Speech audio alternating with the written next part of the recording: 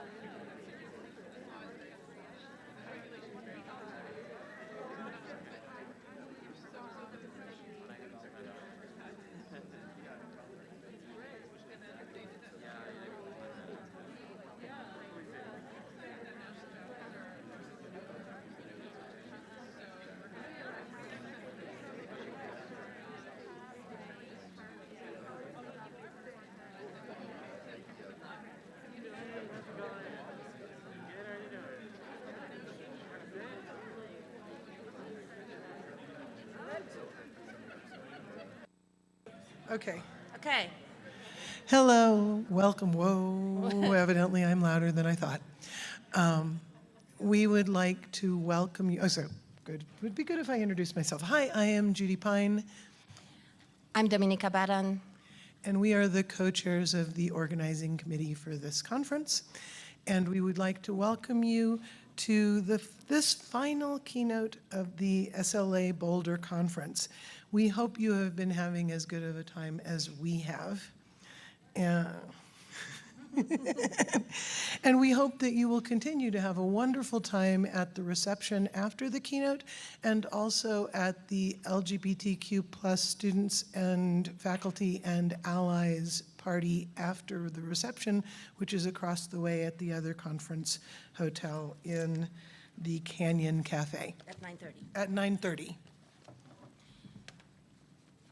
Do you want to say about the Sorry. thing? Oh, as we discussed in this morning's SLA forum, we will be continuing this tradition of an SLA conference.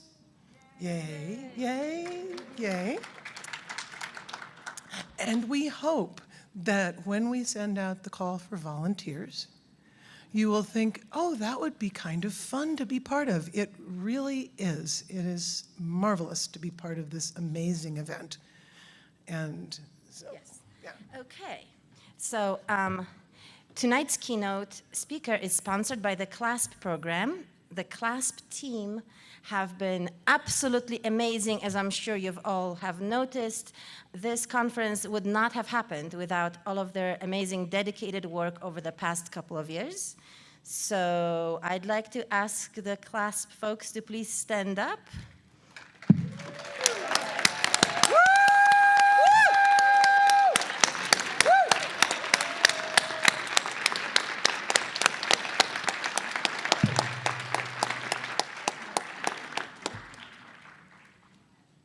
Thank you very much. That was you've done an amazing job. And now we would like to welcome Velda Khoo, PhD candidate at CU Boulder and one of the Clasp co-organizers for this conference.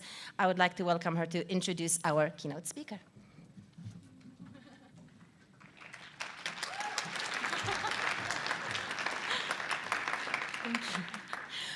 Good evening, everyone. My name is Velda Khoo, and I want to first apologize if I start to ramble because I am very tired, as with the rest of my class team, but we're very excited for Angie's talk today.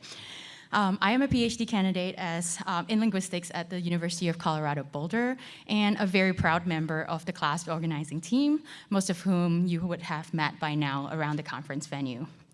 As a co-organizer of this conference, I am honored to be able to introduce Dr. Angela Reyes, the class keynote speaker of SLA 2022, who will be giving the closing talk at our spring meeting. Dr. Reyes is professor and chair of the Department of English at Hunter College, City University of New York, and also a doctoral faculty in the program in anthropology at the CUNY Graduate Center. When Clasp first came on board to organize this conference 3 years ago in 2019, one of the first decisions we had to make was who we were going to invite as our Clasp keynote plenary. Clasp is an interdisciplinary program here at CU that brings together students and faculty from all across the University of Colorado campus who are interested in empirical and theoretical research in the study of culture, language, and social practice, thus Clasp. The Clasp Biennial Conference, organized and run exclusively by grad students, has been a welcoming space for many emerging scholars to share their work, meet peers in the same field, and build academic communities across institutions. The scholar we invite, the one who is going to carry the Clasp keynote speaker title, therefore had to tick many boxes. A researcher whose excellent work influences and transcends multiple disciplines and subfields both within and outside of the academic sphere, and perhaps most significantly, they had to be a researcher whose work has inspired and continues to stimulate many of us as young scholars to think deeply about, engage courageously with, and write purposefully as members of our unjust, imperfect world. Dr. Reyes' work, as I'm sure most of us here will agree, speaks for itself. She has achieved much acclaim in her written work. Her published books include Language, Identity, and Stereotype Among Southeast Asian American Youth, The Other Asian, the Oxford Handbook of Language and Race, co-edited with Drs. H. Samuel Lim and Paul Coscardy, Beyond Yellow English towards Linguistic Anthropology of Asian Pacific America, co-edited with Dr. Adrian Lowe. And she has also won the Edward Sapir Book Prize for her book, Discourse Analysis Beyond the Speech Event, co-written with Dr. Stanton Wortham. Some of Dr. Reyes' earlier scholarship on Asian American racial-linguistic phenomena has focused much-needed attention on Asian American communities. Through her interrogation of the work speakers do to position themselves in relation to racialized figures of personhood, she explored at the fundamental level not only the processes of identity construction, but also challenged our traditional understandings of the empirical reality of language and linguistic boundaries. Dr. Reyes' own observations on Taglish, the linguistic style often associated with the Cogno elite in the Philippines, struck me the hardest as a young Singlish-speaking linguist struggling to find an answer, a description, anything of what I spoke growing up. I felt the burden and the need to defend and provide reasons for the ways I speak, and Dr. Reyes' words that perhaps we are looking instead at the ways we identify with one another through metalinguistic means allowed me to take a step back and acknowledge and recognize the exceptionally human and highly social ways we interact. Thus, as a young scholar now working on Singlish and interrogating the meta-discursive practices that revolve around constructing an authentic and ideal form of linguistic hybridity in Singapore, Dr. Reyes' pioneering research in post-colonial semiotics has been particularly useful and has helped me critically examine the languaging that happens at the intersections of language, national identity, and social class. Her work looking at post-colonial elite formations, for example, has provided a framework for many scholars working with mixedness and mixing in its various forms. In particular, her discussion on how colonial hierarchies persist and are recursively reactivated in post-colonial spaces as she analyzes evaluative commentary from elite listening subjects themselves invested in maintaining said hierarchies within Philippine society has been extremely valuable in furthering critical discussions and theorizations of hybridity. Today, Dr. Reyes extends her extremely important work on colonial hierarchies in her keynote titled Beyond Binaries in Post-Colonial Semiotics. I would like to take this opportunity here as a representative of Clasp to thank you, Dr. Reyes, known to us as Angie, for your enthusiastic support for our program and sticking with us for 3 years as we make this conference happen, and to personally thank you for your inspiration to young scholars like me. I'm therefore very excited this evening to now invite Dr. Reyes to the podium. Dr. Reyes, please.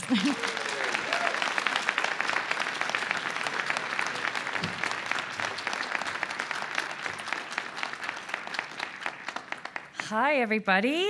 I would like to begin by expressing my deep gratitude to Kira Hall, the entire SLA board, Velda Khoo, the conference organizing committee, and especially the student volunteers.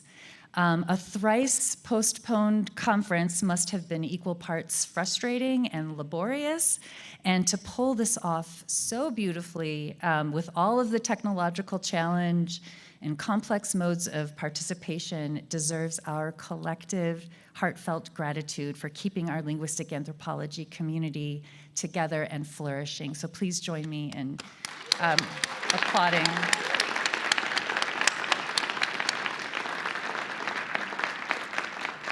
It is an absolute honor to be invited as a keynote speaker, and especially being selected by the Clasp students. At this conference, the Society for Linguistic Anthropology, which is the most important scholarly community to me. And here I am, just thrilled to be presenting in front of my brilliant peers who inspire me endlessly. It's also just wonderful to be in physical co-presence. My last in-person conference was the AAA's in Vancouver in 2019. And it makes me a bit emotional that we're starting to physically gather again. In fact, this year, 2022, marks the 20th anniversary of when I first met my lifelong intellectual collaborators, Elaine Chun and Adrian Lowe. Those two are the reason I am standing here today. I can guarantee that they are responsible for any good idea that might appear in my work. I also want to acknowledge my fabulous students, namely Mariela Costa, who set my current research in motion, and also Ezra Paget, who sparked the question of dyads and triads, twos and threes in our theoretical models, which is what I'm going to be talking about today. Marielle and Ezra are both in PhD programs, so please keep your eye on them as they make their way through academia. This talk is for the four of them, as Elaine, Adrian, Marielle, and Ezra. Okay, so my goal today is to introduce you all to my current thinking around what I have termed post-colonial semiotics and use it as a way to think through the binary. So how binaries develop through historical, ideological, and semiotic processes, how they organize perceptions, how they appear to collapse or splinter, and how they might be more productively thought through in terms of threes. So first, I'm going to talk about the binary and my semiotic orientation to it. Then I'm going to talk through post-colonial semiotics and offer a case study from my work in the Philippines to explore the binary. A warning, I might have gone a little crazy drawing diagrams, many diagrams. So you'll be seeing a lot of them, and I'm just hoping they'll be help me illustrate what I'm after.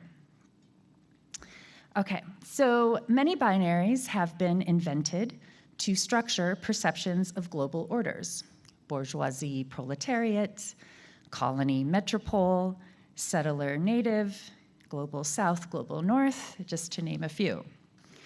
How do such dichotomies emerge? On what basis? To what effect? And what do they elucidate or conceal? So binaries enable us to speak of things, as though they are real. So they enable us to see and hear and feel and act on those things as if they're real things. And also, binaries help us enter into dialectical arrangements where they may synthesize or break, to allude to the long philosophical tradition of Hegel to Marx to Althusser and others. To be clear, categories, the signs that constitute them, and the binaries they may be positioned along are in no way natural or inherent phenomena. Any sign and its contrast, any category and its contrast, are ongoing products of historical, ideological, and semiotic processes. To say that binaries are built through history and ideology is to acknowledge the semiotic processes of interdiscursivity and enregisterment, which are regimenting forces that create and link signs, objects, categories, and events to one another in time and space.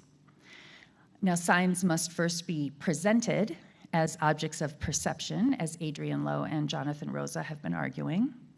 And this requires attending to how contrast is perceived, how a semiotic object is picked out from a surround.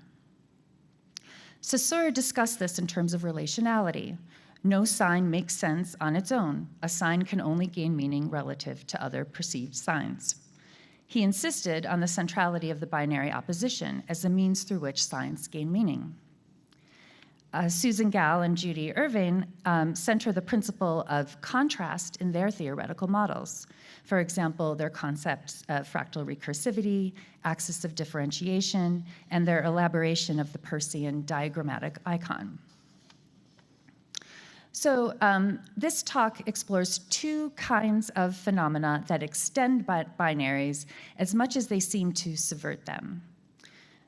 One, when two sides of an opposition appear to combine, and when one side of an opposition appears to split.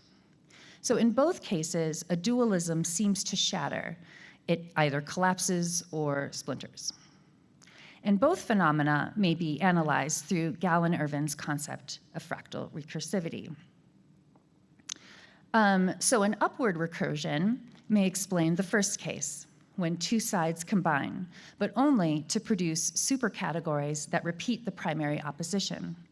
So this is when I'm going to start showing diagrams and my very amateur use of math symbols, so my apologies to the logicians in the audience. Okay, so In any given binary, let A and B be in binary opposition. Let A times B be A and B combined. Let A times B and not A times B be in binary opposition. And let the second binary repeat the ideological frame of the primary binary. Okay, so note here how the introduction of a third, A times B, only marks a temporary stage toward constituting a repeated binary. All right, so let's move on to a downward recursion. This may explain the second case. So when one side of a binary splits, but only to produce subcategories that repeat the primary opposition.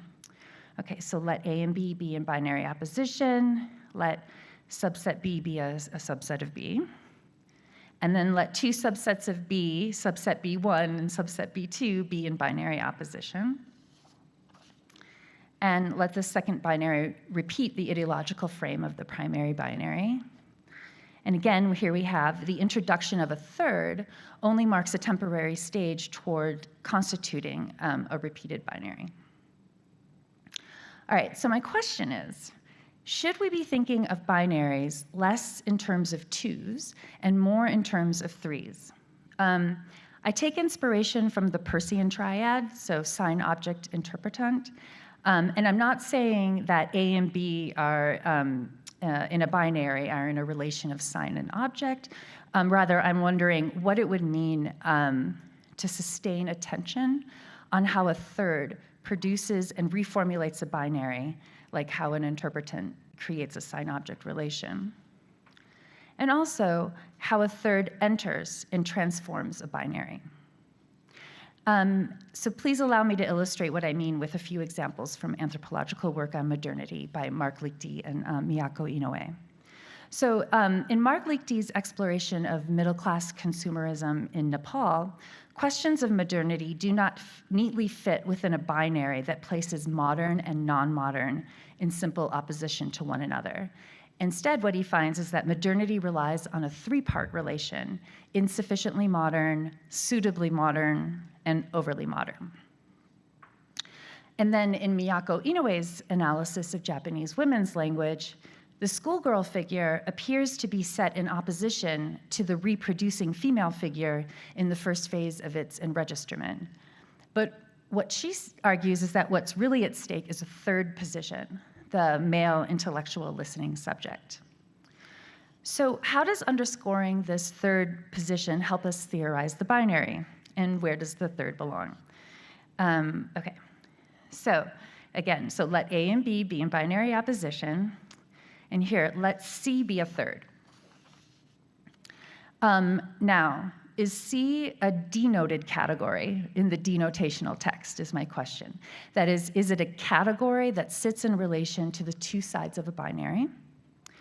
Or is the third a denoting category in the interactional text, right? Is it that which reports on the binary? Is it the, like the vessel of ideology, the view from somewhere?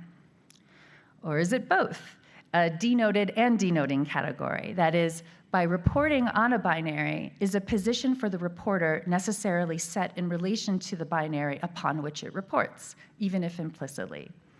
So this might be the case in Liechty.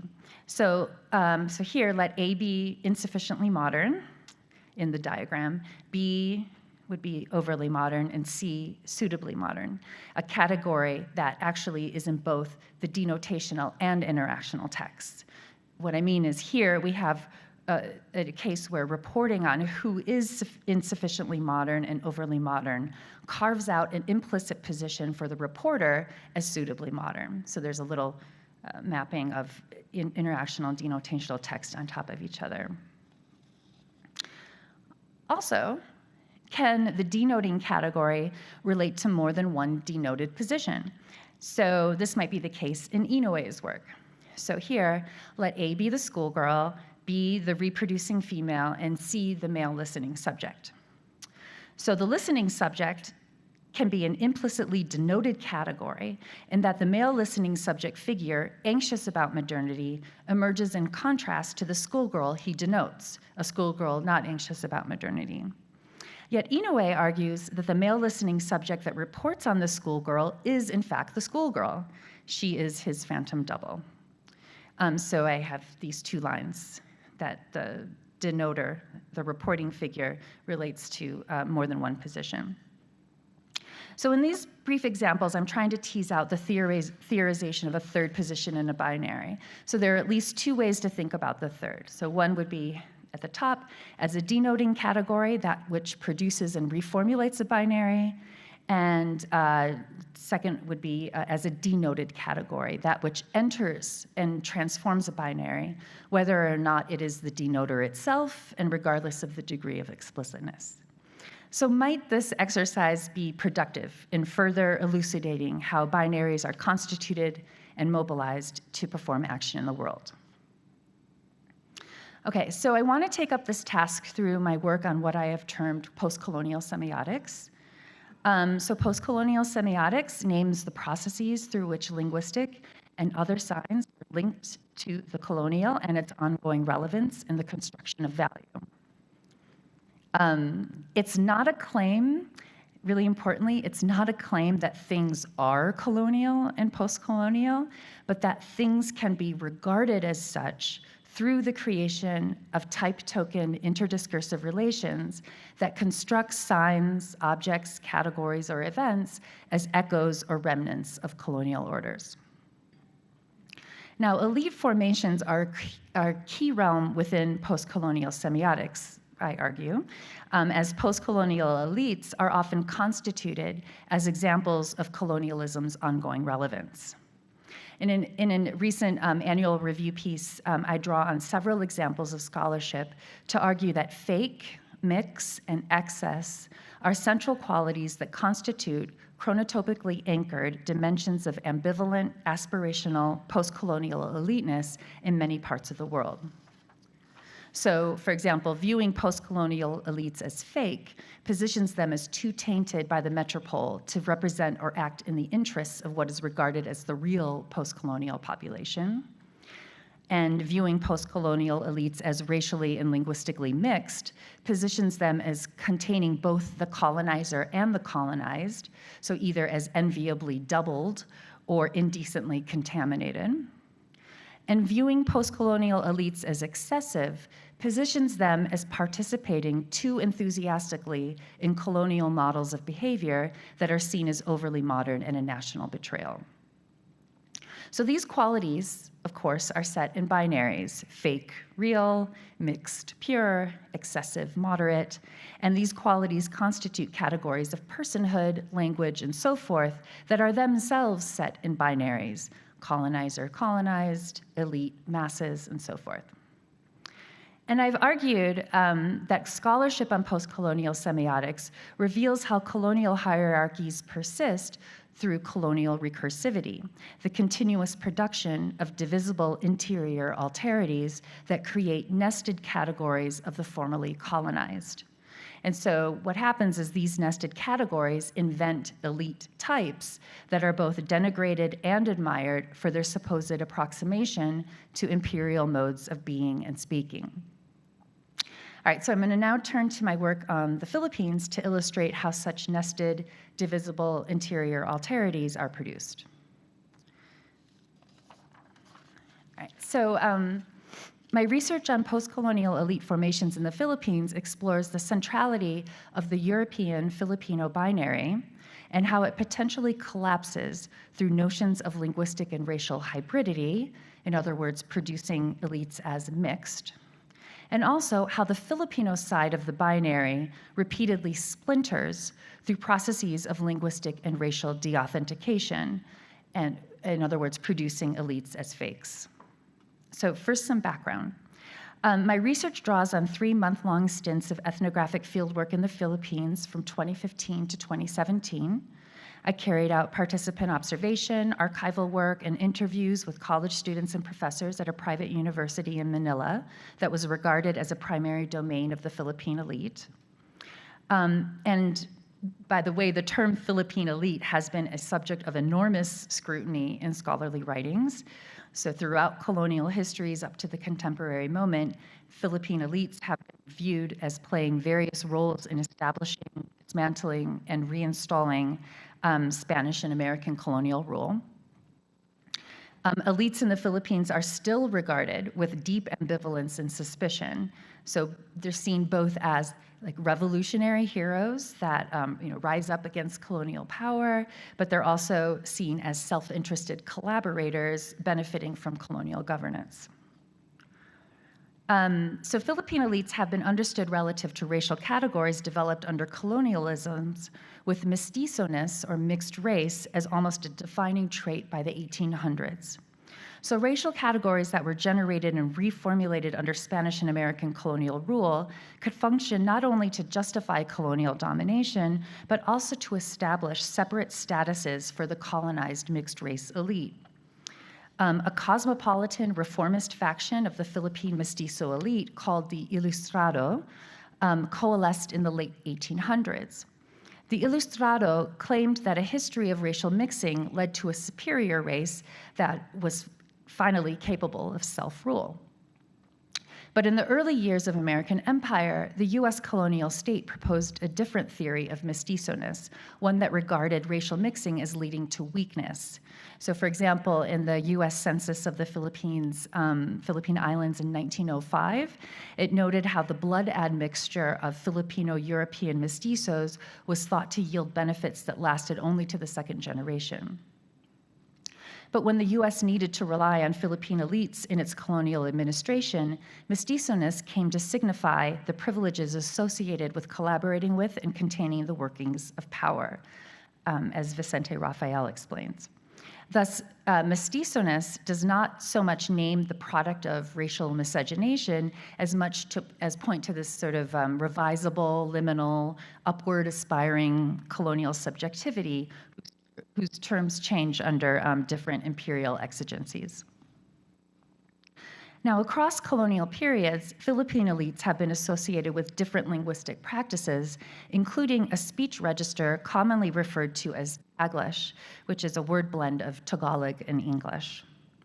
Under Spanish colonialism, the Spanish language was not widespread throughout the Philippines, but limited to an elite, mostly mestizo minority with access to university education in Manila and Europe.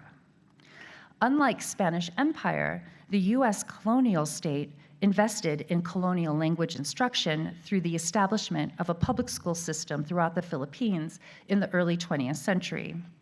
So starting in the mid-20th century, types of Taglish became associated with elites, but also with a range of other social groups: political dissidents, gay men, schoolgirls, nannies, cab drivers, and bar girls.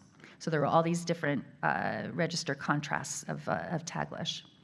Vicente Rafael notes that differentiating these types of Taglish signaled investment in the maintenance of a linguistic hierarchy as a way of regulating the social hierarchy.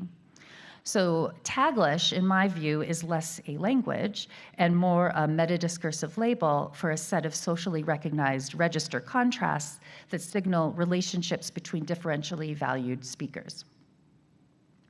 Now, I'm going to spend the rest of my talk discussing the Philippine Cogno, which is regarded as a contemporary iteration of the Taglish-speaking mestizo elite. In contemporary Philippines, the term Cogno can be multivalent. Cogno is often recognized as deriving from the Spanish word coño, a term for female genitalia that is also a popular curse word. Yet in urban areas like Manila and among private school educated youth, Cogno can also refer to both a type of person and a type of speech: wealthy, status-conscious, empty-headed youth who attend or recently attended private schools and who speak a supposedly distinct form of Taglish. Since I conceptualize Cogno not as a real person, but as a figure of personhood, I am interested in how this subject position is formed through metadiscursive processes that assign it recognizable qualities and propel it into circulation. So an example of this can be found in the 2012 YouTube video, How to Be a Cogno. This 5-minute video features only one character, Petra Mahalimuyak, which is actually the online persona of then 19-year-old Ashley Rivera. So in this video, I'm going to show you a brief clip.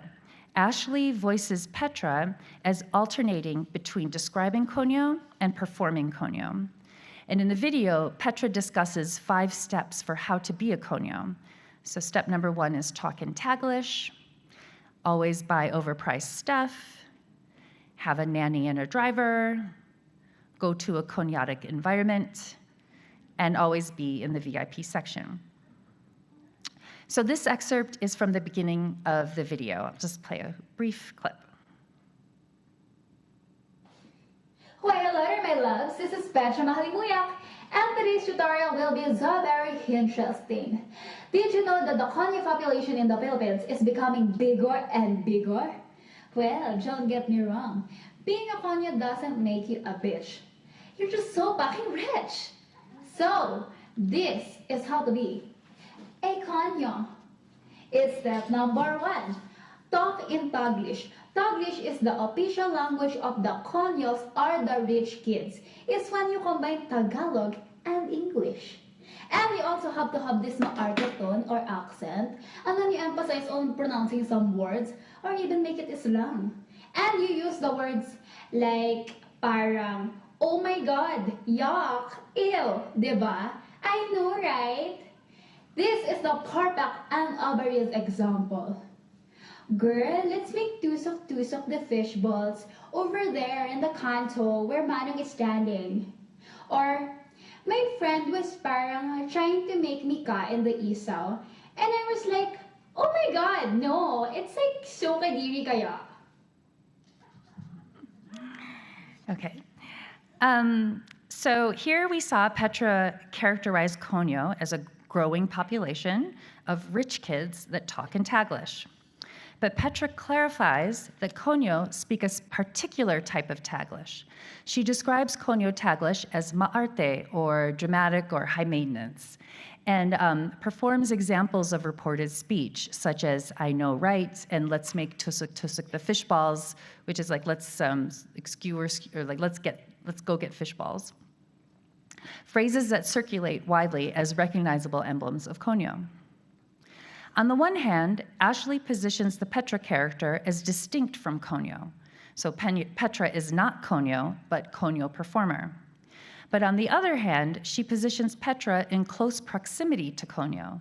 Petra imitates and describes Cogno in an instructional video, signaling an intimate familiarity that authorizes her performance, but also risks dangerous slippages into the Cogno category.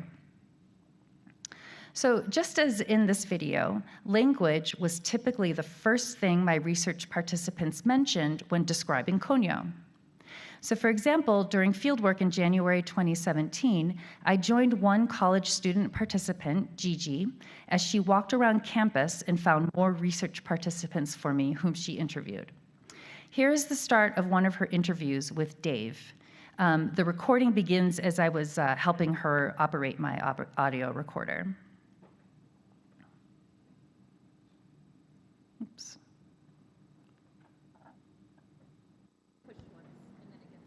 Oh, okay. Hi, Dad. Belated happy birthday. Thanks, Jill. So, can you describe to me what your schema, what your prior knowledge on Clonio is? Based on what I've learned, from what previous experiences, Clonio is like these kinds of people who have a weird accent in English, and they try to mix it with certain phrases in Filipino in order to make a complete sentence. It's like one instance I remember was this other high school called Assumption, where they say things like they make tusok the fishball, or like in complete English they would just basically saying that they're gonna get fish balls because of their street foods near their vicinity, and they try to sound very affluent in one sense of the word. In our case, in Green Hills, which is an all-boys school, we try to sound Cogno, but it doesn't sound right for us. So we just either speak straight English or Filipino. I guess from a bit. Push once, and then it gets red. Oh, okay.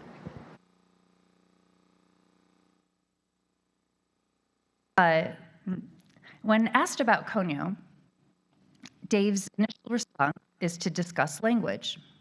David regards Cogno as weird and mixed language, in contrast to complete and straight languages, such as English and Filipino. As an example of this weird mixed Cogno language, he repeats the same phrase from Petra's video, make tusuk tusuk the fishball. He associates Cogno language with status-conscious kids from private high schools who try to sound affluent and try to sound Cogno, thus linking Cogno not just to class position, but to class aspiration. This idea of try relates to the notion of try hard, a term my participants use to describe wannabe Cogno or pa Cogno, if not all Cogno. And as you can see, Dave locates himself as both apart from Cogno and also part of Cogno. That is, being and speaking Cogno is both what so they do, but it's also what we try. Okay, so to return to the earlier diagrams, the primary opposition of European Filipino could potentially collapse when the two sides combine to form a mix. And this mix includes categories of language that you just heard about that are mixed, Taglish, and categories of race that are mixed, mestizo. And this mix is set in contrast to the non-mixed, or the pure, or as Dave describes, the straight, or the complete. The resultant binary, which situates mix in contrast to pure, may repeat the primary opposition, such that pure extends the category of European as mix extends the category of Filipino. And just as mix is a third that inserts itself in the European-Filipino binary, so are Petra and Dave a third, locating themselves relative to this binary. In commenting on Cogno mix and its opposite, Petra and Dave position themselves as distanced reporters of Cogno, but also expert mimics that must be quite near, next to, if not inside, the Cogno category. So Petra and Dave are both Cogno and not Cogno, both mix and pure, and both Filipino and European. All right, when it comes to Cogno, there is not only an upward recursion of mix, but also a downward recursion of fake. So building on Dave's allusion to the try-hard class aspiration of Cogno, I will introduce a college magazine's most Cogno issue ever to illustrate the fake. So the most Cogno issue ever appeared in Echoes magazine, a student-run publication of the University of the Philippines Economic Society, or ECOSOC, in 2012. I will discuss two elements of this magazine issue, one of its articles on 90s celebrity Jolina, and the photo shoot they did for the issue, featuring two student models, pictured here, posing as Cogno.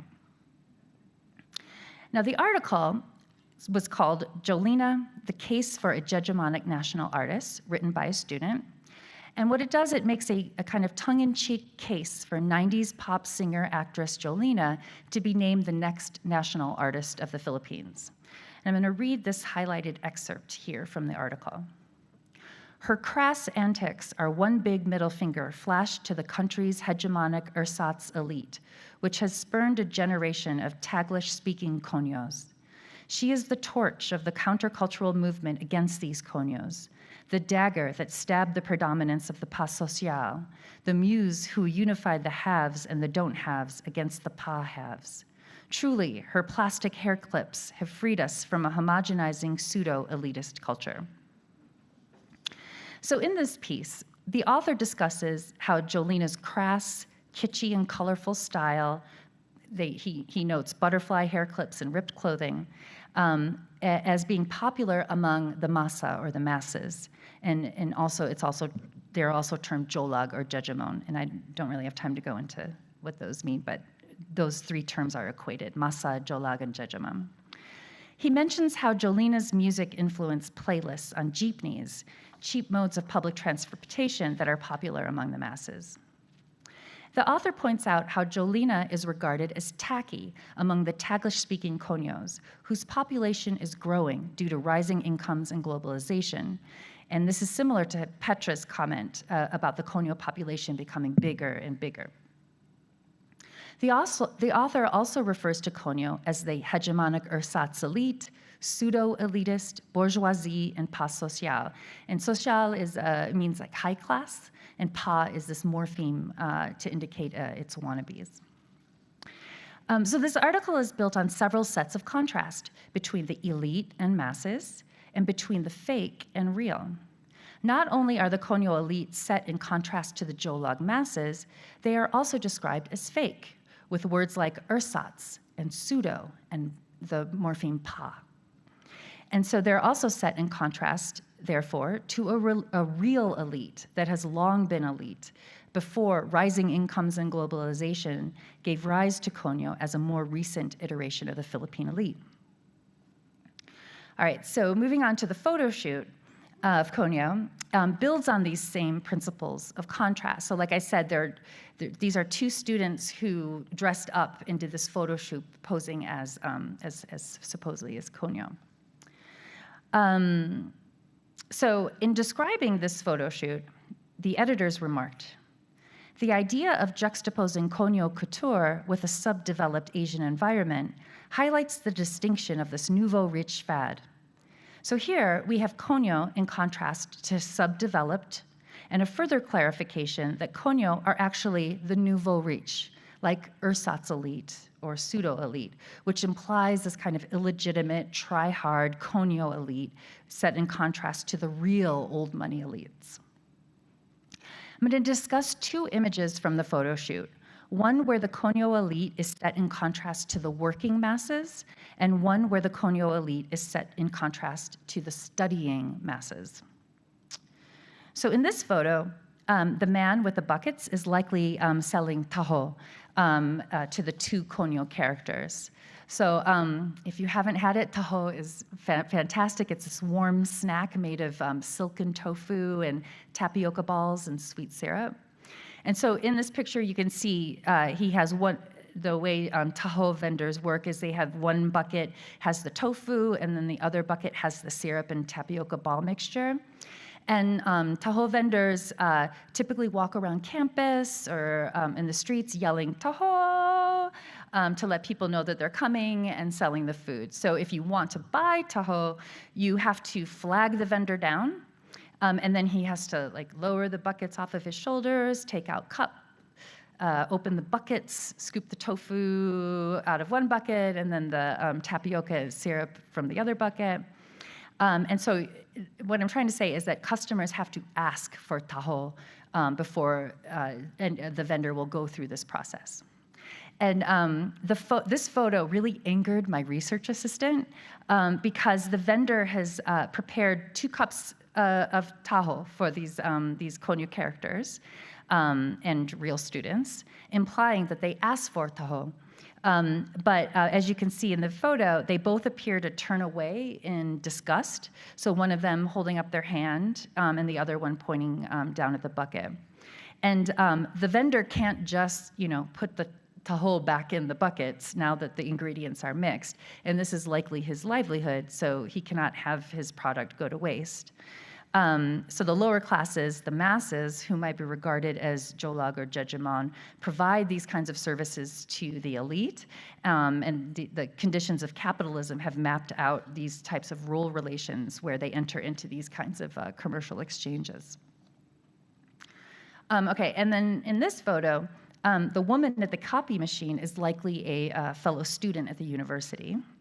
The University of the Philippines, or UP, is a highly selective college that is also known as the School for the Masses because it's a public university. Many Iskolarang Bayan, or national scholars, go to school here. And these scholars have an activist connotation. They go to school to use their education to return to their communities and serve the masses. So the woman at the copy machine sort of represents that. Just kind of a regular student from the masses, wearing chinelas, which are these flip-flops at school. Her head is bowed down because she's focused on her task, presumably copying materials for her studies. And this regular student at UP is focused on her schoolwork because she likely comes from a poor family who works hard to send her to college. So unlike the Clonio characters, she does not have the economic luxury to lounge around and look cool on campus. So here there's this splintering of elite identity. So here we have the figure of the sensible, responsible, modest girl from the masses engaging in respectable social mobility, set in contrast to the Cogno elite who sort of slack off and lounge around, look down on the masses, whether they're fellow students or Tahoe vendors. All right, so to return to the earlier diagrams, this primary opposition of European Filipino appears to splinter when the Filipino side forms a fake. And to get to the fake requires two nested subdivisions. So elite to elite and masses, and then the splintering of the nested elite and to form the fake real. The resultant binaries may repeat the primary opposition such that elite and fake extend the category of European, just as masses and real extend the category of Filipino. And just as fake is a third that inserts itself in these nested binaries, so is ECOSOC a third, locating itself relative to these binaries. And in commenting on fake Cogno elite and its contrasts, ECOSOC positions itself as distant reporter of Cogno, but also expert mimics that must be quite near, next to, if not inside, the Cogno category. So through the most Cogno issue ever, ECOSOC is both Cogno and not Cogno, both fake and real, both elite and masses, and both European and Filipino. Importantly, it's not just the explicit distinction created between the elite and the masses, but it's also the implicit distinction created between the fake and the real. So creating these nested binaries allows ECOSOC to carve out an implicit position as a desirable elite, what I have called the middle class elite, which is a moral subject position that monitors excess. And by middle class, I am not referring to a rigid socioeconomic status, but I follow Mark Liechty and define it as, quote, a shared project of locating oneself in a new and legitimate space between two valued social poles, between the provincial vulgarity of the urban poor and the corrupt elite lifestyles of foreignness and consumer excess. So mobilizing Cogno as an object of commentary and imitation makes the middle class elite legible, if never stated. So through talk about and performance of Cogno, Petra, Dave, and ECOSOC locate themselves as middle class elite, near but not the mixed and fake figure of Cogno, which is both admired and ridiculed for its class aspiration. Okay, to conclude. A semiotic orientation helps us conceptualize the ontological status of binaries as built from categories, as built from signs. If a binary is the outcome of historical, ideological, and semiotic processes that constitute objects and place them in opposition, what is a binary's third? How is it there, and should we care? I've sketched out two ways to think about this third position. So one, as a denoting category that produces and reformulates a binary, and two, as a denoting category, and two, as a denoted category that enters and reformulates a binary, whether or not it is the denoter itself and regardless of its degree of explicitness. In thinking through the third as a denoting category, I wanted to highlight the interactional text and the roles and positions of Petra, Dave, and ECOSOC as they produce, reinforce, and twist binaries. In thinking through the third as a denoted category, I wanted to highlight the denotational text and how concepts like mix or fake appear to subvert a binary by combining the two sides of an opposition or by splintering one of its sides. So what does theorizing a third do? I suggest three, of course, things. First, theorizing a third sustains attention on the ideological production of binaries as enacted and circulated by actors across discursive events. Binaries made up of categories, made up of signs, are all produced through ideological, hence semiotic processes.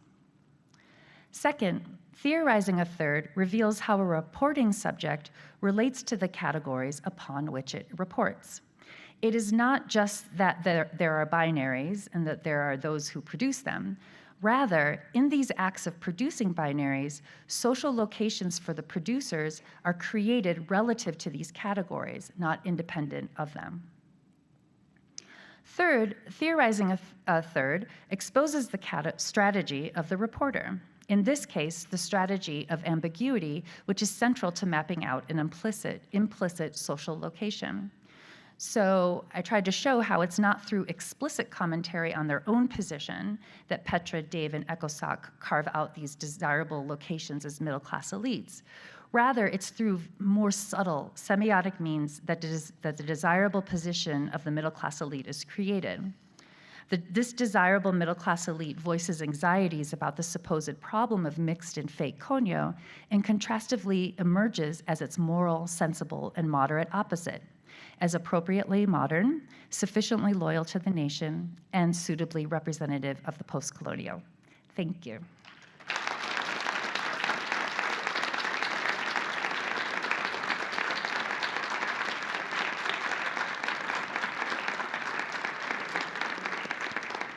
So we would like to invite you, if you have questions, that you could come up to the microphone, please, and you can queue up to the microphone, and that way you'll be speaking not only to this physical audience here, but also to the streaming audience that has been part of this event. And you're welcome to come up. Hi, Angie. Thank you very much for this very inspiring talk. I was wondering, to what extent your notion of post-colonial semiotics doesn't erase the indigenous populations that make 10 to 20% of the populations of the Philippines? And can we really talk about a post-colonial semiotics? Thank you. Thank you. That's an excellent question. In my annual review piece, it's all about what I'm trying to figure out in terms of post-colonial semiotics, and I definitely take some time in that piece to problematize the very term post-colonial, which not only like with post, right, suggesting that there's some kind of after. Which definitely needs to be problematized, as well as the colonial part of post-colony and the colony and the centering of the colony, and the really important work going on about how metropoles are also co-constructed, as well as I was thinking about Michael Hertzfeld's work on crypto colonies, so places that presumably have never been colonized but are organized by colonial logics as well. So yeah, the term post-colonial, I spend some time really deconstructing that and try to relate it to, it's not as if indigeneity or indigenous populations in my conceptualization fall outside of what I'm trying to call post-coloniality. And I did, think about like, well, is post-colonial the right term? Should I just say coloniality? All this kind of stuff. But I made my choice, and I tried to contextualize it, and also like we have a very robust literature on post-colonial studies and post-colonial theory that's been very important, and so it's a term that has that lineage as well. So, thank you.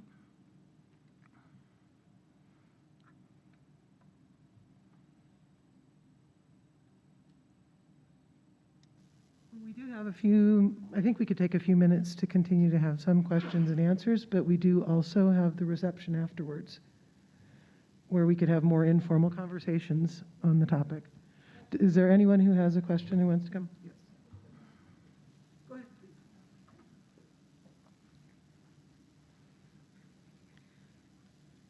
please. Yikes.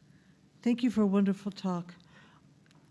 The Spanish that I know is Mexican Spanish, and Clonio is a really bad word, even though Mexicans swear a lot. And I was wondering how it arrived in the Philippines and got sort of sanitized almost. Yeah, thank you. I am also interested in that as well. In a piece I wrote in 2017 in JLA, I talk a little bit about what I call the origin narratives of Clonio, which I don't treat as like actual histories, but as sort of narratives that have circulated about the history of Clonio.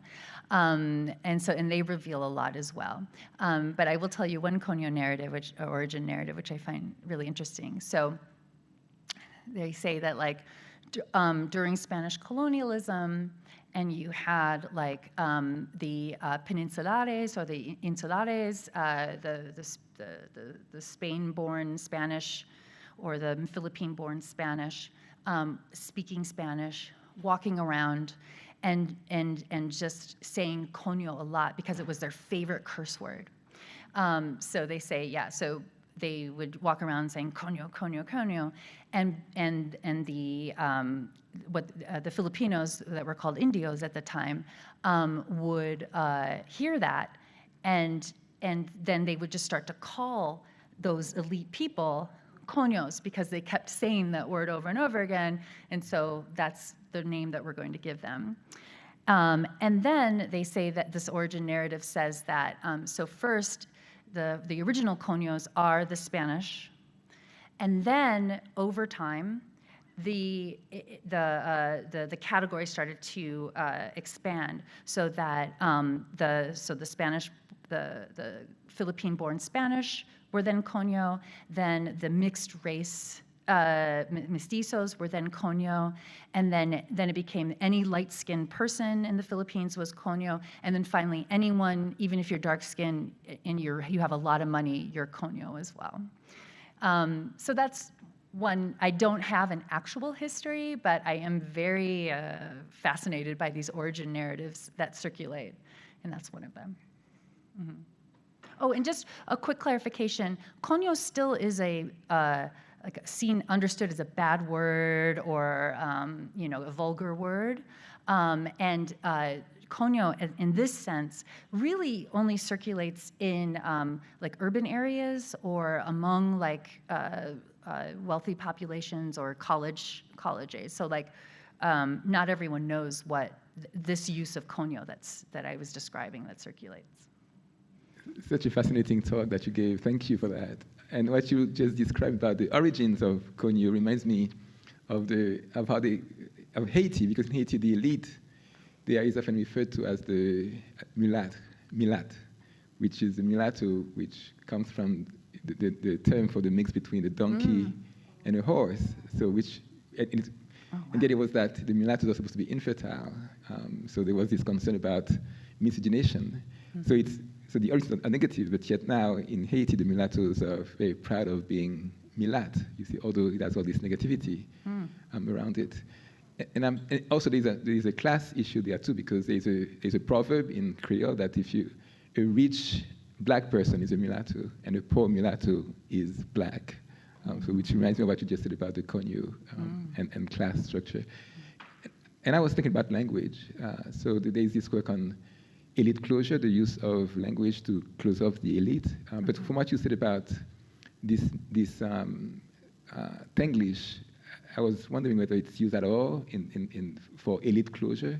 It doesn't seem to be the case, but in Haiti, clearly, French is used for the elite, to close off the elite from penetration from the masses. So do you have any comment about any use of language in the Philippines to close off the elite? Yeah. Oh, thanks. That's such a great question. So one thing that's interesting, and many of us know, is that under Spanish Empire, a very, very tiny number of Filipinos spoke Spanish. And I think it really describes what you said, the closing off of the elite. So it was very, it was not meant to, like, we do not want the larger Filipino population to speak Spanish. It's not for you, you know, it's for this closed elite, right? And then the US came in and had a whole different program. They did not want to keep English as only to close off the elite. They wanted to use it as, you know, and teach the entire population and create, as the census says, an English-speaking race. That was their goal. So they had, these two empires had very different visions of language and who should and should not speak it. But I think this idea, yet, not everyone speaks English or speaks English well. So when you speak English or Taglish, it still is a sign of elite status. But like I was saying, what's really interesting is that there are all these different Taglish registers.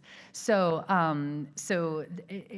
you know, there's like low-class Taglish registers. I wrote in a piece about this distinction between rough Taglish and gentle Taglish. So it was, these types of qualia are assigned to cab driver speech, the rough, and to the elite, the gentle. So yeah, so it's complicated in that way, that it can be a sign of elite status, but there are all these register contrasts that can also signal low status.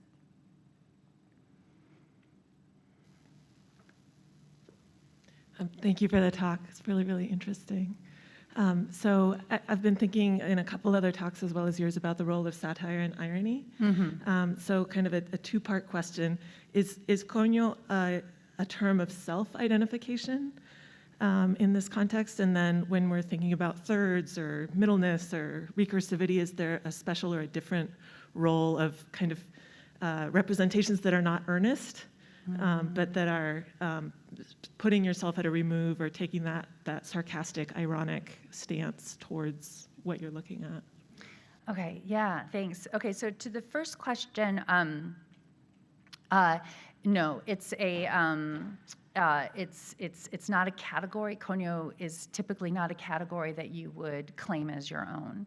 So there's this one great T-shirt that I analyzed that says like, "I'm not Cogno kaya," and it's funny because by declaring that you're not Cogno, but then using what's understood as Cogno language by mixing the registers, you actually are identifying as that, right? And I think that is sort of what's going on in these things, like because you can signal this sort of intimacy with this category because you know so much about it, you can imitate it so well, and you can be ironic and parody, you can basically do both, right? You can be like, oh, look at those silly people, but like, look, I'm also doing it.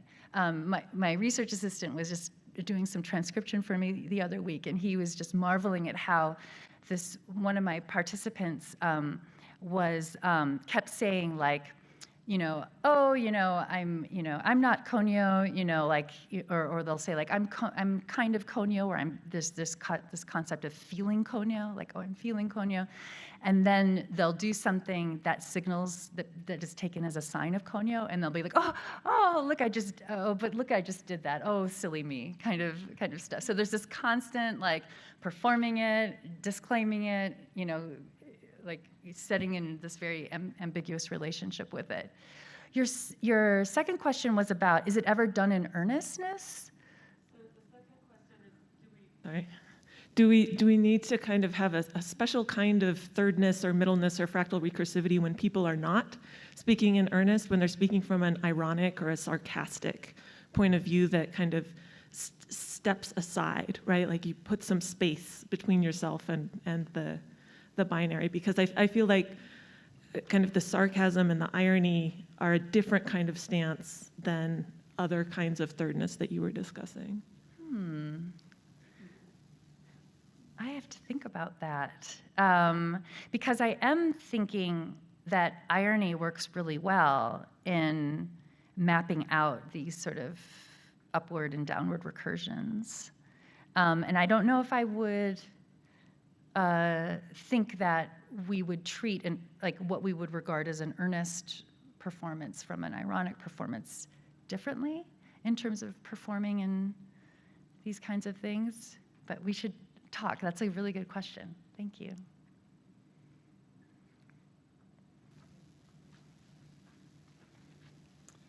Hi.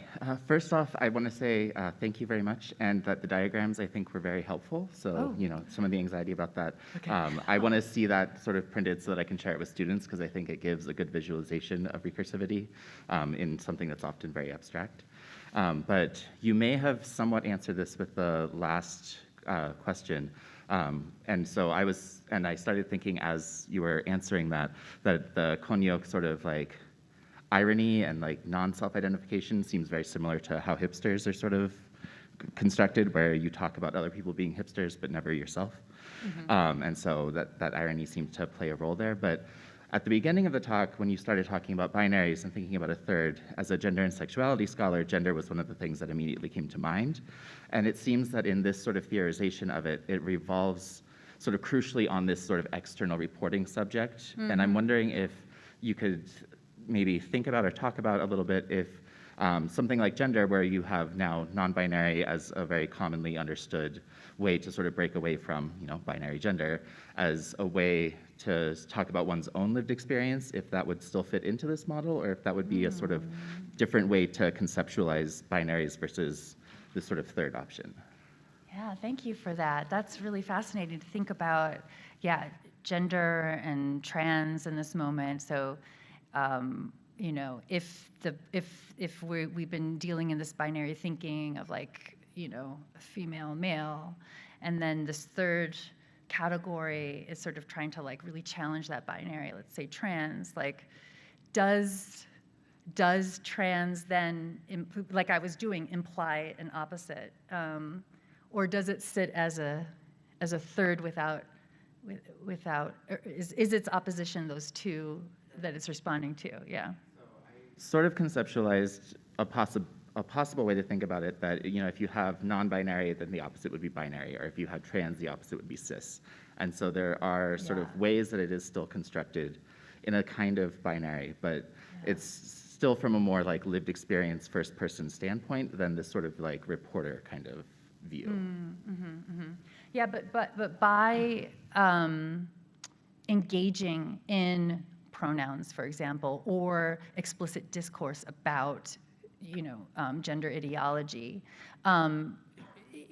there's, you know, according to Jacobson's, some Silverstein, you can't get outside of every denotational text has an interactional text, right? So, so I guess I would be interested in the question of like, what does it mean to be locating yourself in an interactional text where the denotational categories you're kind of figuring out are, you know, trans, you know, female, cis, you know, all those kinds of things, and how does that working out of that denotational text imply or implicate or bring you into some kind of relation to those categories? Yeah. So I'd love to talk more about that. Yeah.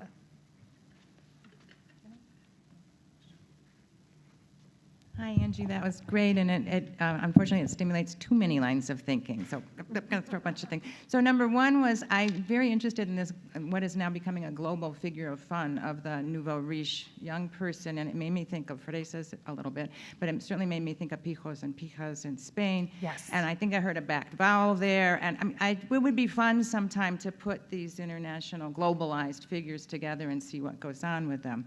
So that's for the future. But for now, you're very brave. I admire your effort to, you know, use the logic to, you know, resolve the binaries and see what they lead to.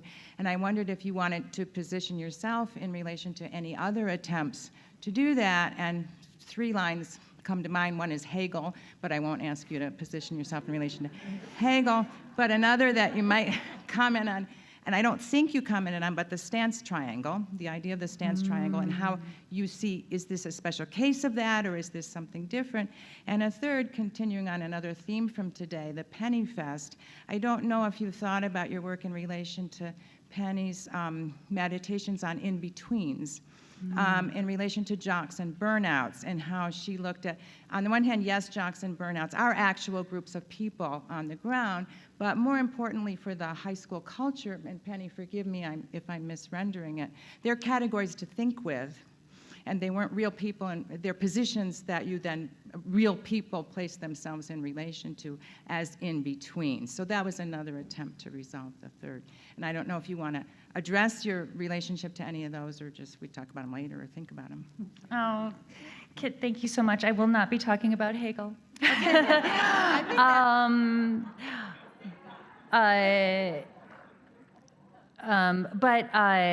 Yeah, thank you for bringing those up. Yes, of course. Pennies on the in-betweenness, and of course the stance triangle. The figure of fun too, I like that. Did you come up with that, the figure of fun? The global figure of fun. In the annual review piece, when I go through a fake, mix, and excess, I draw on work from around the globe. So, I'm looking at I do talk about fresas in Mexico, or Peters in India and South India.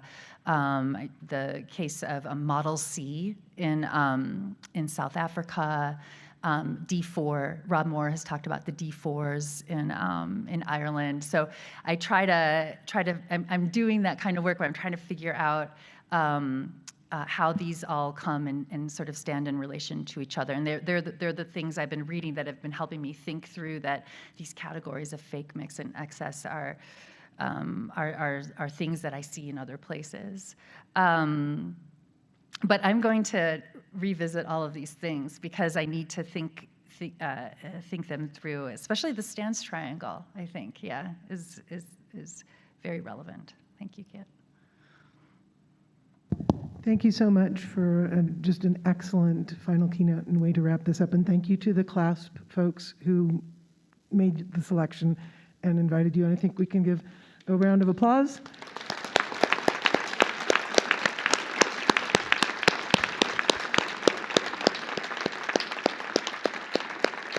And then we would very much like to invite you to a more informal conversation in the reception, and then, of course, later this evening to the party. So don't forget the party. All right. Okay, right. Time to... Is that okay? It was great.